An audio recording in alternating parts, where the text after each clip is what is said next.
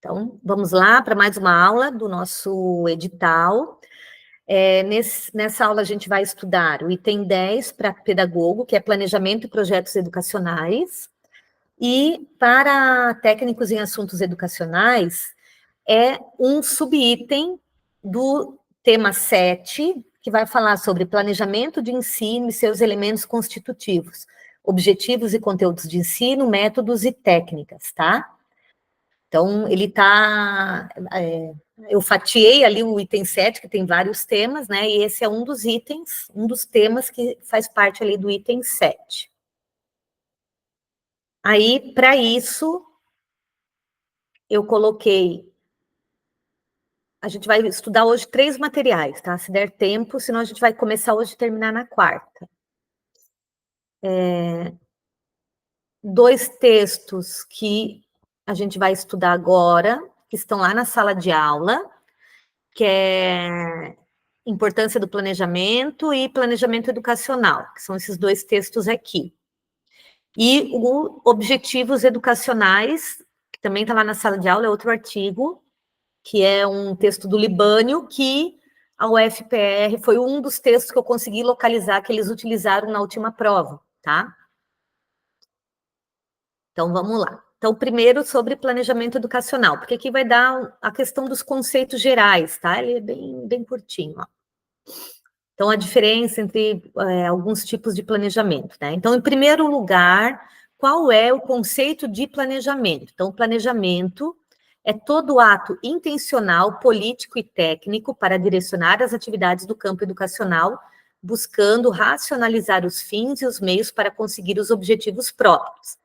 Então, tudo que a gente faz na escola, né, a gente já viu até em outras aulas, tem uma intencionalidade, nada é neutro, já desde quando a gente discutiu o currículo, né, a gente falou bastante sobre isso. Então, ele é intencional, ele é político, e por que ele é técnico, né? Ele tem uma forma. Então, por exemplo, na Prefeitura de Curitiba, você tem um jeito ali de planejar, de organizar o seu planejamento para desenvolver com as crianças. Eu trabalhava em Colombo, tinha outro jeito. Então, tem as questões técnicas que são particulares aí, dependendo, né? Eu já trabalhei no ensino superior, lá também era um outro modo de planejar, né? Então, para cada lugar que você está, terá aí uma estrutura técnica que você vai ter que seguir, né? Aí tem a intencionalidade do professor e tem também os aspectos políticos, né, que estão relacionados a quê? Aos direitos que a gente vai estar garantindo dentro desse planejamento para os estudantes. Como que eu vou garantir o direito do estudante de participar, de perguntar, de se comunicar, de brincar, né? Quando a gente fala aí dos direitos também das crianças, né? Então, é a forma com que o professor vai conduzir, né? Tem esse viés político também. Sempre que a gente pensa na educação, na questão política, é nesse sentido aí da garantia dos direitos, tá? É intencional na medida que não deve ser efetivado aleatoriamente. Ele implica conhecimentos da realidade, pressupõe escolhas e estabelecimento de meios para se atingir a um determinado fim. É político, visto que está comprometido com as finalidades sociais e políticas da sociedade, né? Então, aqui ele vai explicando cada um. Então, o porquê, né? Eu garantindo os direitos das crianças, o que ela vai estar aprendendo sobre isso, né? O que a criança aprende sobre democracia dentro da escola, né? Como que ela aprende sobre democracia? Participando das decisões, né? Votando muitas vezes, né? A gente faz, às vezes, algumas assembleias, algumas escolhas, né? Que envolvem as crianças. Então, essas finalidades sociais e políticas, elas vão estar aí muito amarradas com essas questões políticas do planejamento. E é técnico, pois exige a utilização de meios eficientes, né? Então, ele vai ter lá as suas estruturas e os seus resultados que a gente vai buscar alcançar, que é o quê? A aprendizagem e desenvolvimento dos estudantes. Tem como pressupostos básicos o delineamento da filosofia da educação do país, evidenciando o valor das pessoas e da escola na sociedade. Ele vai se operacionalizar em planos e projetos e tem um caráter processual. constituindo-se, pois, em uma atividade permanente de reflexão e ação na busca de alternativas para a solução de problemas e de tomada de decisão. Então, é um processo, né? Então, ele tem esse caráter processual, e é claro, ele vai estar amarrado lá com um currículo. Então, o que o professor quer alcançar naquele ano, né? Quais são os objetivos de aprendizagem e desenvolvimento que ele vai desenvolver dentro daquele período? Como que ele vai alcançar aquele objetivo? Ele vai ter que desenvolver várias estratégias para alcançar, né, aquele objetivo maior, né? E aí, quais são as dificuldades que as crianças estão apresentando? Por isso que ele é um eterno ação e reflexão, né? Então, a gente faz, a gente reflete, a gente avalia, e aí a gente planeja de novo, né? Sempre dentro aí de alguns teóricos que chamam até de ciclo de investigação, né? O planejamento, ele faz parte desse ciclo de ação, reflexão, ação, daí você planeja novamente, aí você faz, você reflete, e assim vai. E aí aqui ele vai trazer 3 dimensões, né, que podem ocorrer o planejamento. Então, primeiro, o planejamento do sistema educacional acontece em nível macro, refere-se ao planejamento de todo o sistema educacional do país e diz respeito aos direcionamentos da política educacional e a melhor forma de alcançá-las.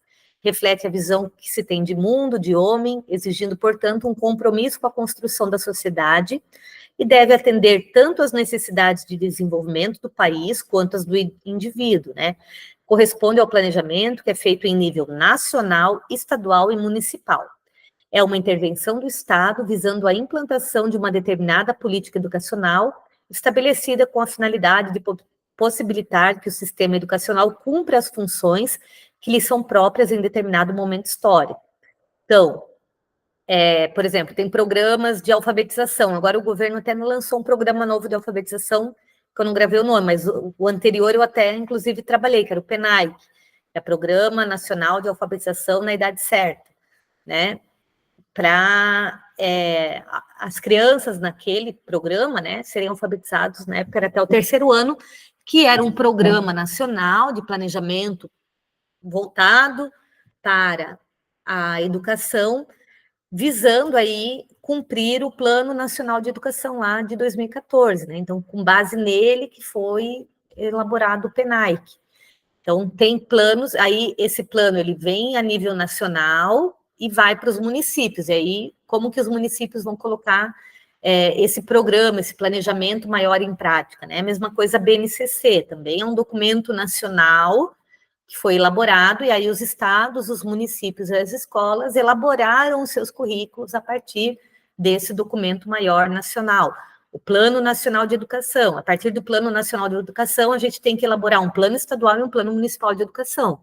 E aí, lá na escola, como que a gente vai fazer com que esse plano se efetive, aconteça realmente, né? Então, essas esferas, esses planejamentos maiores, tá? Que são os planejamentos de sistema. Aí o planejamento escolar, realizado no âmbito da unidade escolar, caracteriza-se como o ato de organizar as atividades de ensino e aprendizagem, determinada por uma intencionalidade educativa envolvendo objetivos, valores, atitudes, conteúdos e o modo de agir dos educadores. É um modo de dimensionar política, científica e tecnicamente a atividade escolar, portanto, deve ser resultado das discussões e contribuições do coletivo da escola, além de constituir uma atividade permanente de reflexão e ação. Na atualidade, de acordo com a LDB, o planejamento da escola deve se concretizar na elaboração do projeto político-pedagógico. A gente já estudou uma aula só sobre isso, né? Então, quando fala de planejamento escolar, a gente está falando principalmente do PPP, que é aquele planejamento que a gente realiza com a equipe pedagógica, com a comunidade escolar, né, que a gente viu na aula passada sobre isso também, o envolvimento, a importância, né, desse documento ser democrático, né, como que a gente vai trabalhar a gestão democrática na escola? Trazendo os vários sujeitos que compõem o ambiente escolar para pensar as ações, né, e planejar. Então, a elaboração do projeto político-pedagógico e constar de diferentes momentos do planejamento. Definição de um marco referencial, elaboração de um diagnóstico e a proposição de uma programação com vistas à implementação das ações necessárias à realização de uma prática pedagógica crítica, reflexiva e participativa. É o planejamento integral da instituição, então esse planejamento escolar, né? Deve, portanto, expressar a cultura da escola, porque está assentado nas crenças, valores, significados, modos de pensar e agir das pessoas que o elaboram, além de conter a proposta geral das experiências de aprendizagem que serão oferecidas pela escola, incorporada nos diversos componentes curriculares. No contexto da implementação da gestão gerencial, os órgãos oficiais têm disseminado, junto às unidades escolares, uma outra forma de planejamento de ações da escola, que é o Plano de Desenvolvimento da Escola, o PDE Escola. Um planejamento estratégico, então, quando se fala, né, de PDE, a gente está falando do planejamento estratégico, que tem como pressuposto a ótica da racionalidade, da produtividade e uma visão empresarial da escola. Integra o programa de ações do Fundo de Fortalecimento da Escola e é oriundo de um acordo de financiamento entre o Banco Mundial e o MEC, desenvolvido em parceria com as secretarias estaduais e municipais de educação dos estados envolvidos. A sua concepção se baseia nos princípios de equidade, efetividade e complementariedade. E, por fim, acabou minha água. O planejamento de ensino, que é o do professor, né? Então, ele vai ocorrer em nível micro, então a gente viu o macro, que é a nível nacional, estadual e municipal. O planejamento escolar, que aí faz referência aí ao PPP, ao PDE da escola, né? E agora o planejamento de ensino, voltado mais especificamente às atividades a serem desenvolvidas pelos professores e alunos lá no cotidiano escolar, tendo em vista o quê? Qual que é o objetivo desse planejamento? A aquisição do conhecimento. Deve partir da realidade concreta, tanto dos sujeitos quanto do objeto do conhecimento e do contexto em que se dá a ação pedagógica. O planejamento de ensino precisa estar em sintonia com o planejamento global do ensino, explicitado em seu PPP, né? Então, ele tem que estar dialogando lá com a proposta. Então, o que a professora vai fazer, a metodologia de ensino, né? Tudo isso tem que ser condizente com o que a escola espera, né? Do trabalho daquele professor e da aprendizagem do desenvolvimento daquelas crianças.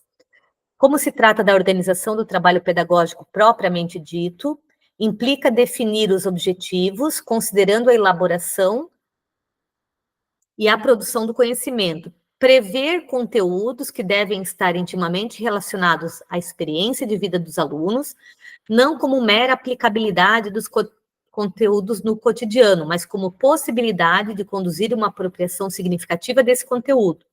Selecionar procedimentos metodológicos, identificando qual a melhor forma de desenvolver as atividades, tendo em vista a aprendizagem dos alunos. Por último, estabelecer critérios e procedimentos de avaliação. Pode ser subdividido em plano de curso, plano de unidade e plano de aula, tá? Aí aqui também uma definição de Vasconcelos. Então, como que a gente pode dividir o planejamento de ensino? Plano de curso, plano de unidade e plano de aula. Então, plano de curso vai ser o plano lá do terceiro ano, por exemplo. É o plano lá, o plano anual, né? Por unidade, pode ser, por exemplo, por área do conhecimento, né? Então, qual que é o plano lá para matemática, para ciências, para história, tarará. E o plano de aula é como o professor vai unir tudo isso e vai desenvolver ali no dia a dia. O primeiro refere-se à sistematização da proposta geral de trabalho do professor em uma determinada disciplina ou área de estudo. Pode ser anual ou semestral, dependendo da modalidade em que for oferecida e a disciplina. Plano de unidade refere-se aos assuntos da disciplina que formam um todo completo, mas que podem ser divididos e desenvolvidos no espaço correspondente a um conjunto de aulas. Para definir as unidades da disciplina, o professor cuidará para que estas sejam compreensivas e articuladas e, principalmente, constituídas de estudos afins e significativos. O terceiro nível, né, do planejamento de ensino, refere-se ao planejamento de uma aula ou de várias aulas que devem ser trabalhadas pelos professores. Corresponde ao nível de maior detalhamento e objetividade do processo de planejamento didático. Planejamento de ensino precisa ser compreendido de forma estreitamente vinculada às relações produzidas entre a escola e o contexto histórico-cultural em que a educação se realiza, tá? Então, aqui, bem objetivo, né, mas eu acho que traz aí de uma forma...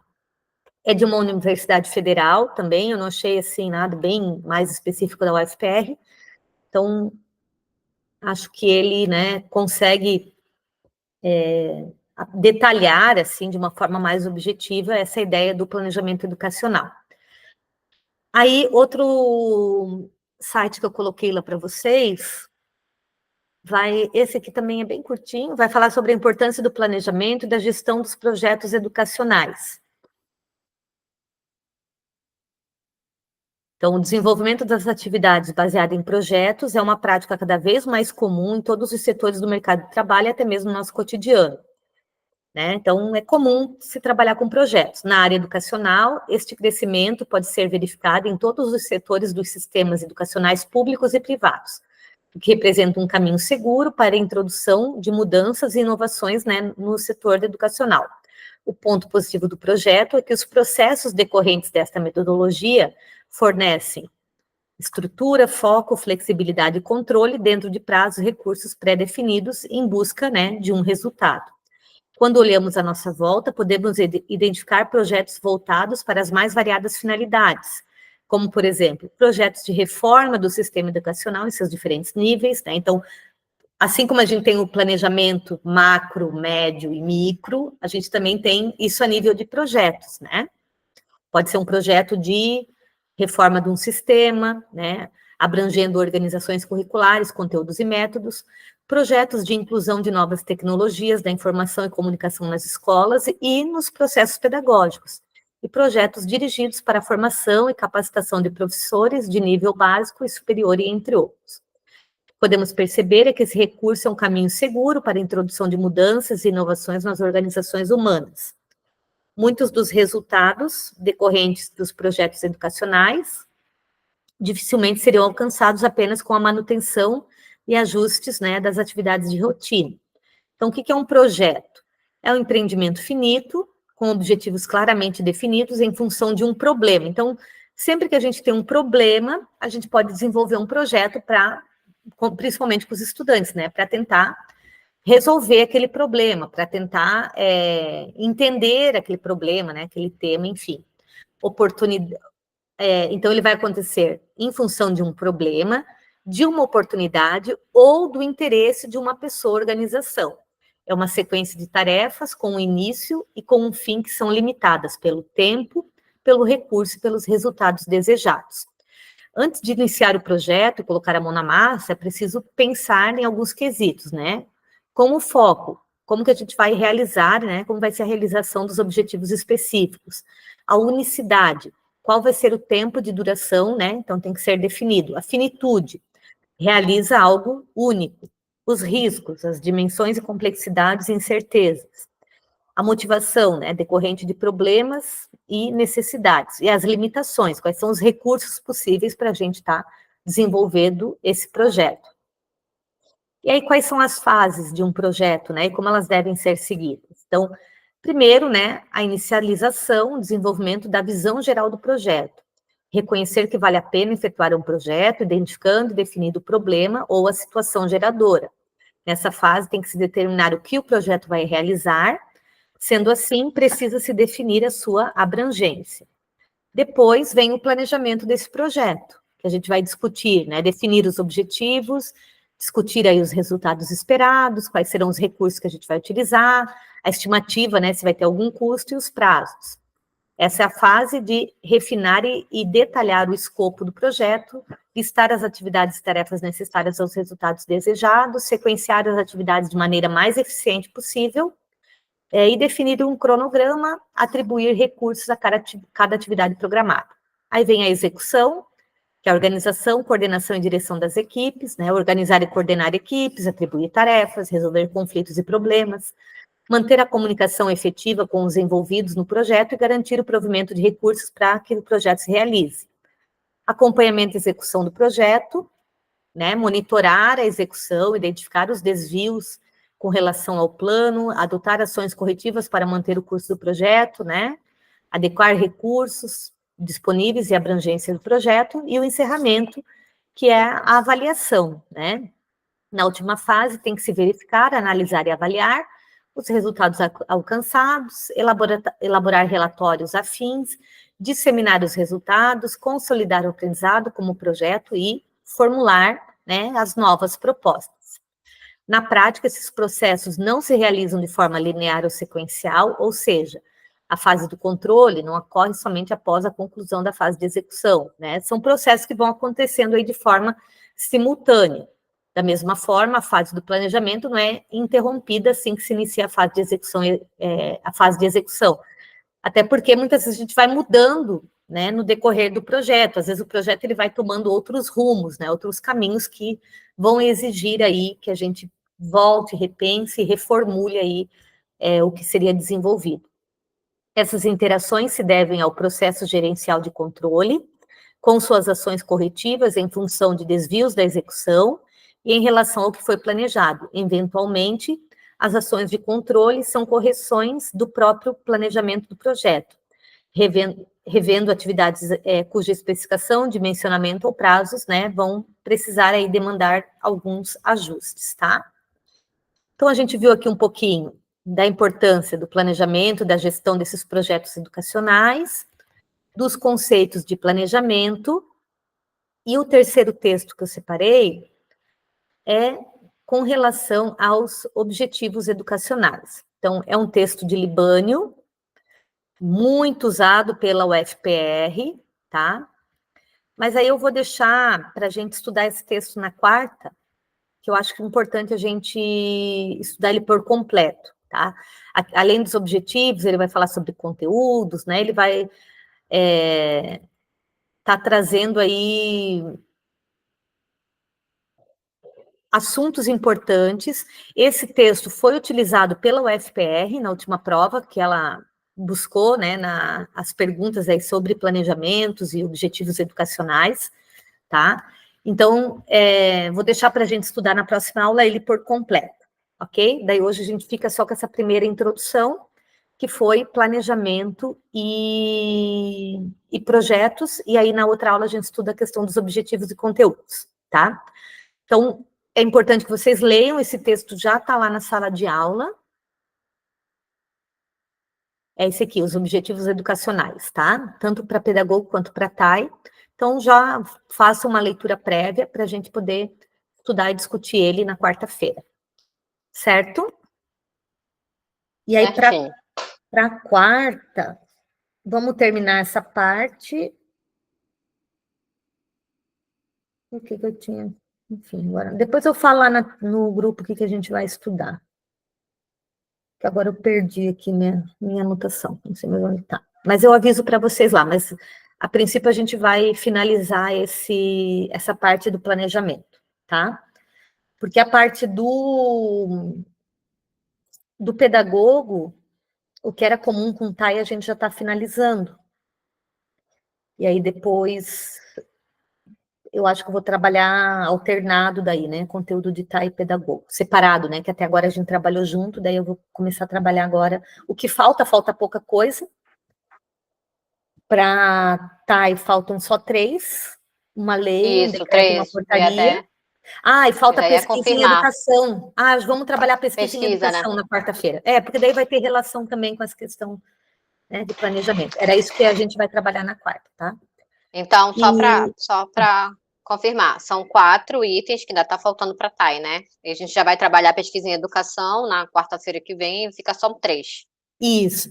E aí, dos 7, a gente vai terminar planejamento, que falta essa parte do objetivo, e eu vou gravar educação de adultos. Daí eu vou mandar gravar, tá? Daí a gente finaliza o 7. E aí vai faltar esses 3 documentos, que daí a gente estuda nas próximas semanas. Tudo bem. Certo? Então, obrigada, meninas. Obrigada também, professora. Obrigada pela participação, e quarta-feira daí a gente se encontra. Ok, tá bom. Tá bom? Tchau.